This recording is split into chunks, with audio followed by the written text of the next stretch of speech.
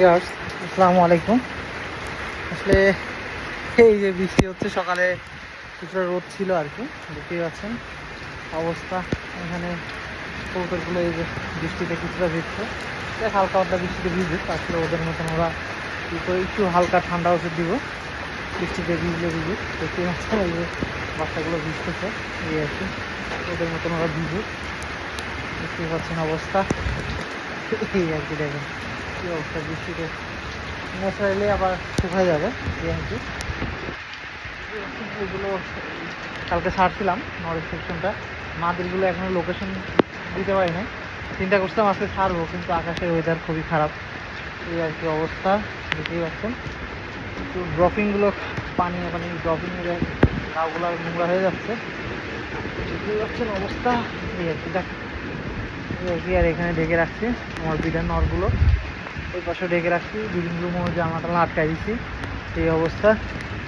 আকাশের ওয়েদার অনেক খারাপ, আর এই যে অবস্থা দেখতেই পাচ্ছেন, পানি অনেকটাই বাড়ছে, অনেক পানি বাড়ছে বাসার দিকে, দেখতেই পাচ্ছেন প্রচুর পরিমাণ বাড়ছে, এই আর কি। আজকে একটু বৃষ্টিতেও গোসল করলাম, এই আর কি। বাসাতে ছিলাম এই কারণে বৃষ্টিতে গোসল করলাম, দেখতেই পাচ্ছেন অবস্থা। যাই হোক, আর এখানকার এটা ঢেকে দিছি, এই পাশে দেখতে পাচ্ছেন এটা ঢেকে দিছি, এই আর কি। আর এখানে একটা ক্লিপ লাগাইতে হবে, হয়তো বা নিচে বাতাস আসলে আবার খুলে যেতে পারে। এই যে এই ক্লিপগুলো, এই দেখতে পাচ্ছেন এই ক্লিপগুলো লাগাই দিই আর কি।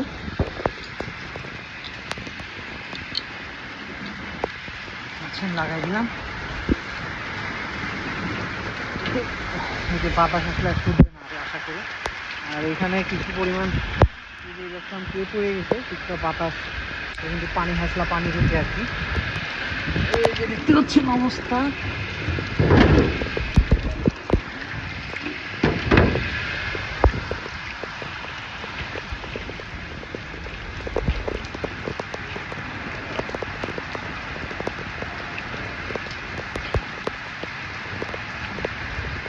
কবুতরগুলো একটু গোসল করতেছে, সেটাই আছে, বৃষ্টিতে ভিজছে।